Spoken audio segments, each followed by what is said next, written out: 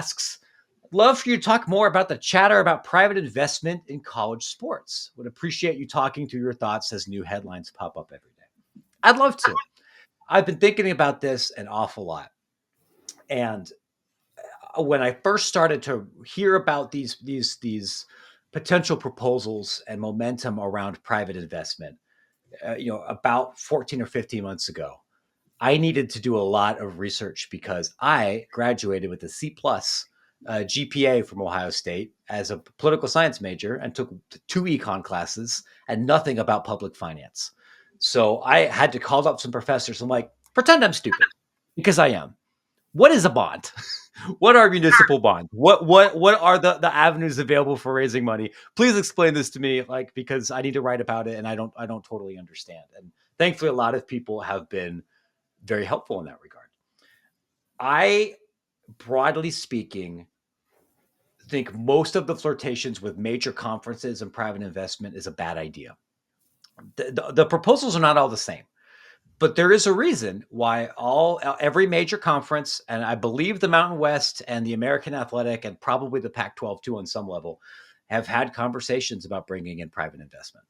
And one thing that I think is important to lay out to the audience, you may already know this because people that read Extra Points are all handsome and very educated and make a lot of money and know all kinds of things. But just in case you're an idiot, you're like me, you didn't know, there's really a difference between private equity and private capital and how they engage with some of these potential schools or conferences. What the Big Ten deal was considering is most accurately described as private capital. The California pension, teachers pension fund, did not want to make operational control decisions about how the Big Ten was governed. They weren't coming in here saying that we have connections to all these other companies and we're going to combine our big, beautiful brain and what we have in the Yes Network and international marketing and soccer to make everybody more money. What we want to do as the teachers is we want to give you a gigantic chunk of money, and then we want to take a chunk of money for the next 20 or so years from your future, not just your future sponsorships and multimedia rights, but your television deals. And you would still get a board seat with this new Big Ten Enterprises. There are other proposals from more traditional private equity groups, the Silver Lakes and Redbirds and PIFs of the world and everything, that are looking to liquidate that share, that ownership stake faster, sell it to somebody else, and want to increase the value of everything because of the operational decisions or connections that they might have. And a very popular argument is centered around real estate, where you have some of these gigantic investment firms that know an awful lot about gigantic commercial and residential real estate projects, more than a university or conference might have. So if you want to develop a ton of apartments and stores and hotels around your stadium, you might work with somebody like this to help you extract more money from it in exchange for giving up some share of equity. The big challenge, I think, with either of those, if you're a big league or a big school, is that if you're Minnesota or Michigan or Ohio State or Texas, there's lots of ways you can raise money. Beyond hitting up your donors, you could go to your state government and petition for an appropriation. And in some states more than others, you can get that. There are states in this country where athletic departments directly get taxpayer checks to fund operations. Wyoming and Utah State are some, because I wrote a story about that once for SB Nation. There are a few others. You could do that. You could sell a bond. You could borrow money from a bank. You can leverage your partner university's credit rating and operational budget to secure private financing some other way. There's lots of ways you can get money to build a hockey rink or to buy back your MMR rights or something without necessarily having to sell future equity or control for 20, 30 years down the line. If you're a much smaller school or a private school, you might not. So I understand why the American Athletic had those conversations. And I could see a world where maybe the Southland Conference hypothetically decides to do something like that. And it's a meaningful risk.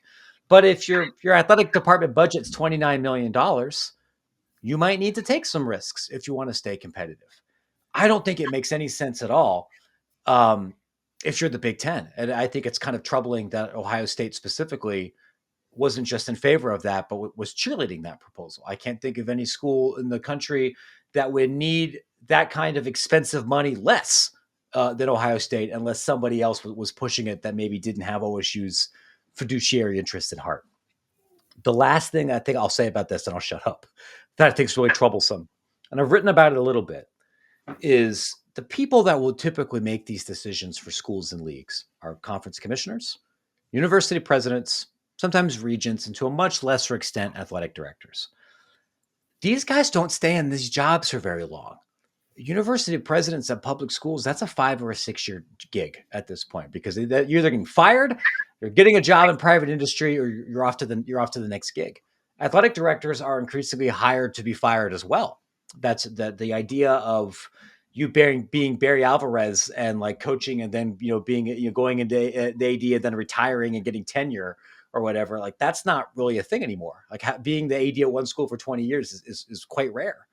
And regents come and go, and they might be term limited too. So I think this is very concerning, because the private equity deal is generally not a 3 or 5 year deal. These are 15, 20, 25-year arrangements, sometimes longer. And I think it's a big problem if you got the guys at one end of the table who get all the credit and get to cut all the ribbons and get the positive headlines, and then they're out of here when the bill comes due, because Silver Lake's not going away. Maybe the guy in that chair might not be the same way, but the company's still going to be there. Just like as Ken put it, permanent decisions with temporary decision makers. That's not a problem unique to college sports. I think this is also a problem with many publicly traded companies responding to short-term shareholder pressure versus long-term company pressure, and then people leaving every 3 or 4 years. It could be a problem with politicians. It could be a problem with other non-sports things that we have. But I look at this particular kind of deal with a lot of conservatism and trepidation. Now, I also get it's easy for me to say because I don't have a .edu email address anymore. If I lose to Iowa State, I'm not going to get fired, right? Like I'm not facing the political pressures that some of these other guys are. But from my vantage, I think it's usually a bad idea.